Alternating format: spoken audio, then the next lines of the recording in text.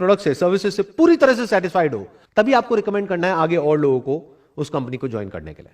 अगर ऐसा एक्चुअल में हो रहा है तो वो कंपनी जेन्युइन है, लेकिन अगर ऐसा नहीं हो रहा है तो वो एक स्कैम है। और ये सब तो वो है जो रूल्स में क्लियरली लिखा हुआ है कि ये करना गलत है। इसके अलावा ऐसी बहुत सारी चीजें हैं जो बहुत सारी एमएलएम कंपनीज में होती है, जो हो सकता है लीगली सही है लेकिन एथिकली बिल्कुल गलत है। मतलब कि अगर कोई भी डायरेक्ट सेलिंग कंपनी है जिसका एक डायरेक्ट सेलर्स का नेटवर्क है, तो स्ट्रक्चर में सारे लोगों को सिर्फ तब बेनिफिट हो सकता है जब जो प्रोडक्ट है वो सर्विस है उसकी अपने आप में इतनी वर्थ है कि अगर एक इंसान वहां से 1 रुपए भी ना कमाए तब भी उसको किसी तरह का कोई रिग्रेट ना हो कि मैंने इस कंपनी को ज्वाइन किया।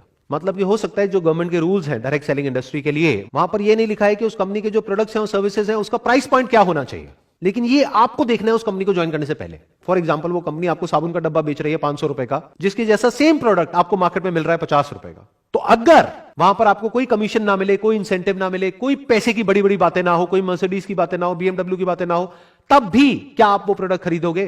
अगर तो जवाब है हां, तो वो कंपनी बहुत बढ़िया है। लेकिन अगर जवाब है ना, तो ये बिजनेस फंडामेंटली फ्लॉड है। क्योंकि ये जो बात अब मैं बोलने वाला हूं इसको ध्यान से समझिएगा, ये सिर्फ डायरेक्ट सेलिंग बिजनेस पर अप्लाई नहीं होता है, बल्कि किसी भी बिजनेस पे अप्लाई होता है। अगर उस बिजनेस में रिपीट बिजनेस नहीं आ रहा है, वर्ड ऑफ माउथ स्ट्रांग नहीं है, तो बिजनेस आज नहीं तो कल फेल होना ही होना है। Word of mouth, not of the money that a person can earn from that particular company, but word of mouth of the products and services offered by that particular company. Word of mouth इस चीज का नहीं कि उस company से लोग कितना पैसा कमा रहे हैं, बल्कि इस चीज का कि उसके प्रोडक्ट्स और सर्विसेज कितने अच्छे हैं।